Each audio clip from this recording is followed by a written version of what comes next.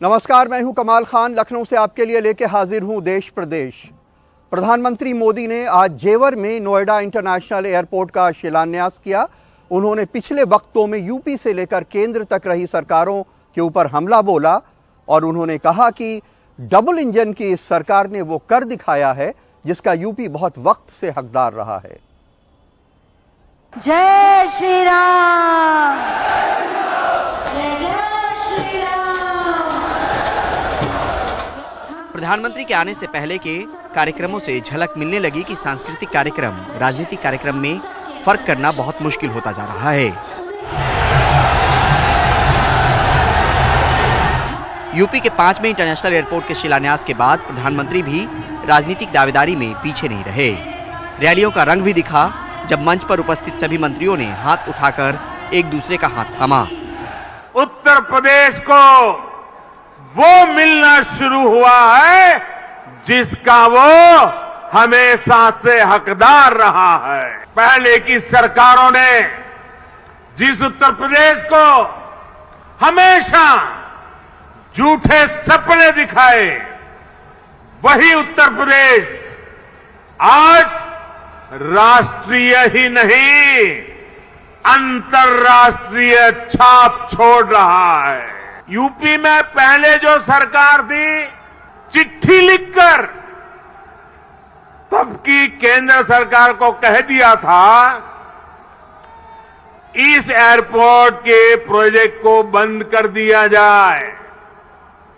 अब double engine की सरकार के प्रयासों से आज हम उसी एयरपोर्ट के भूमि पूजन के साक्षी बन रहे हैं।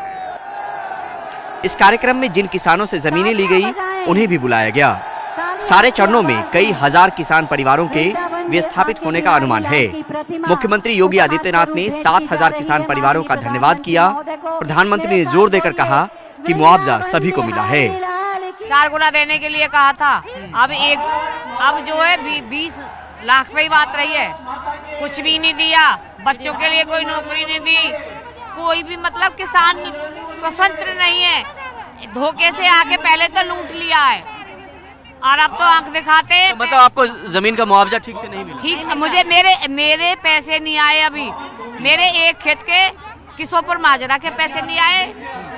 5.5 लाख मेरे बच्चे के लड़के के नहीं आए पैसे। प्रोजेक्ट नया था, सपने भी नए थे, लेकिन सियासत में सब कुछ नया नहीं होता। पुराने समय की भी याद दिलानी पड़ती है। कार्यक्रम सरकारी था मगर राजनीति से अलग नहीं। यहाँ की गन्ना की मिठास को आगे बढ़ाने का प्रयास किया था, लेकिन भाइयों बहनों, गन्ने की मिठास को कुछ लोगों ने कड़वाहट में बदल करके यहां पर दंगों की एक जो श्रृंखला खड़ी की थी, आज ये देश के अंदर एक नया द्वंद्व बना है कि देश गन्ने की मिठास को एक नई उड़ान देगा या जिन्ना के अनुयायियों से फिर दंगा करवाने की शरारत करवाएगा। और यही तय करने के लिए आज आप सबका आह्वान करने के लिए मैं स्वयं आपके बीच यहां पर उपस्थित हुआ हूं। 1 लाख से अधिक लोगों को रोजगार मिलेगा। अर्थव्यवस्था और इंफ्रास्ट्रक्चर के मजबूत होने से उत्तर प्रदेश देश की सबसे बड़ी अर्थव्यवस्था बनने की ओर अग्रसर है। आज उत्तर प्रदेश, और यह बात रिकॉर्ड के लिए भी जरूरी है कि जेवर इंटरनेशनल प्रोजेक्ट से कितना रोजगार मिलेगा। इस हवाई अड्डे में आने वाले समय में अनेक प्रगति के आसार होंगे।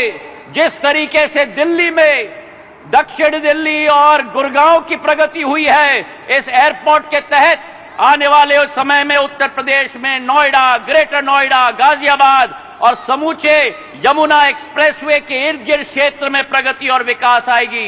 1 लाख रोजगार के अवसर सृजन हो पाएंगे और उसी के साथ साथ 60,000 करोड़ रुपए का निवेश आएगा।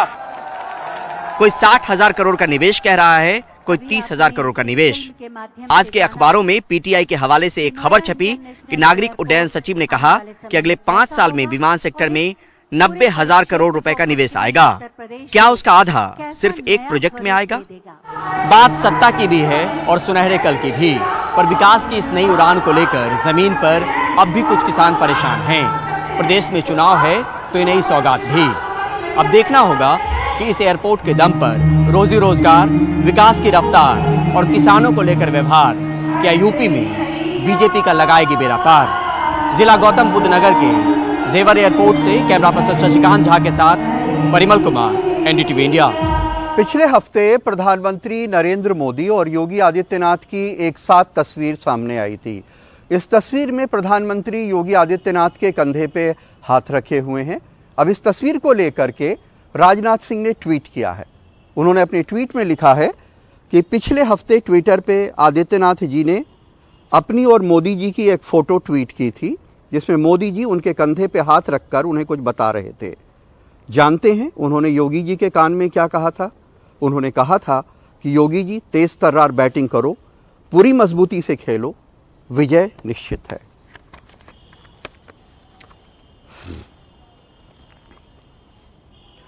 समाजवादी पार्टी के अध्यक्ष अखिलेश यादव ने आज पिछड़ों की एक और पार्टी जनवादी पार्टी सोशलिस्ट के साथ गठबंधन करने के बाद लखनऊ में एक बड़ी रैली की।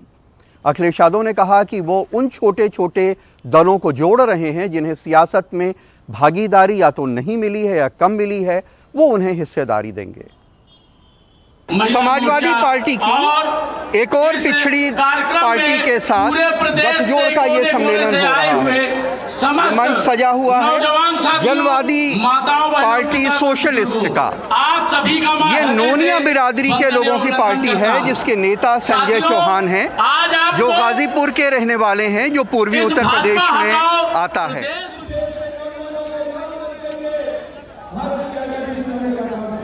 लखनऊ के रमाबाई अंबेडकर मैदान में हर तरफ नोनिया समाज की पार्टी के झंडे लहराते रहे। समाजवादी पार्टी से गठबंधन के बाद ये उनकी पहली रैली है। अखिलेश यादव ने उनका हमेशा साथ देने का वादा किया। आपके साथ सहयोग दे करके आपके साथ खड़े दिखाई देंगे। अगर आपको हक देने की बात होगी तो हक दिलाने में भी समाजवादी पार्टी के लोग आपके साथ खड़े दिखाई देंगे। आपको अगर भागीदारी देने की बात होगी तो समाजवादी लोग आपके साथ खड़े दिखाई देंगे। नोनिया पिछड़ी जाति है, जिसे लोनिया और चौहान भी कहते हैं। इनकी आबादी 3% के आसपास है। इनका पूर्वी यूपी के गाजीपुर, मऊ, आजमगढ़, चंदौली वगैरह जिलों की 15 से 20 सीटों पे अच्छा असर है। समाजवादी पार्टी अब तक राष्ट्रीय लोकदल, सुहेलदेव भारतीय समाज पार्टी, अपना दल कृष्णा पटेल, महान दल और जनवादी पार्टी सोशलिस्ट से गठबंधन कर चुकी है। शिवपाल की प्रगतिशील समाजवादी पार्टी, आम आदमी पार्टी और राजा भैया के जनसत्ता दल से गठबंधन के चर्चे हैं। जब इतने लोग साथ हैं और सब दल के झंडे हमारे साथ हैं तो इतनी रंग बिरंगी पार्टी किसी के पास नहीं होगी। इतने रंगों को जोड़ करके आगे चलने का काम किसी ने नहीं किया होगा। समाजवादी लोग सब रंगों को जोड़ करके एक शानदार और खूबसूरत गुलदस्ता बनाना चाहते हैं। रैली में जनवादी पार्टी सोशलिस्ट के अध्यक्ष संजय चौहान ने कहा कि अखिलेश यादव ने सरकार बनने पे उनके समाज को पूरी हिस्सेदारी का वादा किया है, इसलिए वे समाजवादी पार्टी को वोट देकर जिताएं। उत्तर प्रदेश के सभी जिलों से कम बेसी अपने समाज के लोग हर जिले से आए हैं। मैं आप सब लोगों से निवेदन करूंगा साथियों कि आप अगर चाहते हैं कि आपका नेता मजबूत हो तो 2022 के विधानसभा का चुनाव आएगा, अपने अपने बूथ से आप साइकिल को जिता देना। रैली में पहुंचे दोनों दलों के कार्यकर्ता इस गठबंधन से उत्साहित दिखे। बिंदु बिंदु से सिंधु बना है। जब छोटे छोटे दल मिलेंगे तो एक बड़ा महादल बनता है। तो आप ऐसे भी सोच लीजिए, आज हर वर्ग आज अखिलेश यादव की तरफ बहुत उम्मीदों से देख रहा है। राजनीतिक फायदा यही है कि हमारे जितने भी किसान भाई हैं, जो शोषित वंचित परिवार हैं, वो एकजुट हों और एकजुट होकर ही इस घमंड से भरी सरकार को हम लोग हटाने में कामयाब हैं। उत्तर प्रदेश विधानसभा का चुनाव एक ऐसा चुनाव है जिसमें एक एक वोट की अहमियत है और छोटी से छोटी जाति की बेइंतहा अहमियत है। ऐसे में एक नई बैकवर्ड पार्टी पार्टी का समाजवादी पार्टी के साथ जुड़ने का चुनावों पे जरूर असर होगा। लखनऊ में अरुण पांडे और राजेश गुप्ता के साथ कमाल खान, एनडीटीवी इंडिया। कर्नाटक में एक इंजीनियर के घर छापा पड़ा तो पाइपलाइन से नोट बरसे। लोग कहते हैं कि शायद कुछ बड़े लोगों के घर छापा पड़े तो हो सकता है छत से नोट गिरे। ये रिपोर्ट देखेंगे एक ब्रेक के बाद। कर्नाटक में एंटी करप्शन ब्यूरो ने कुछ निचले और मझोले अफसरों के घर रेड की तो उनमें से तमाम के घर गहने जेवरों के अंबार निकले। और हद तो तब हो गई जब एक इंजीनियर के घर में पाइपलाइन से नोट बरसे। अब लोग वहां कह रहे हैं कि क्या अगर और बड़े लोगों के घरों पे रेड हो तो क्या उनकी छतों से नोट बरसेंगे। आइए देखते हैं निहाल किदवई की यह रिपोर्ट। शानदार बंगला और अंदर की ये साज सज्जा किसी फिल्मी सेट से कम नहीं। जब एंटी करप्शन ब्यूरो ने यहां छापा मारा तो जेवरों की चकाचौंध से कमरा जगमगा उठा। एसीबी को शक हुआ तो प्लम्बर बुलाया गया और फिर पाइप से नोटों की बारिश शुरू हुई। छापे मझौले दर्जे के सरकारी कर्मचारियों के ठिकानों पर मारे गए।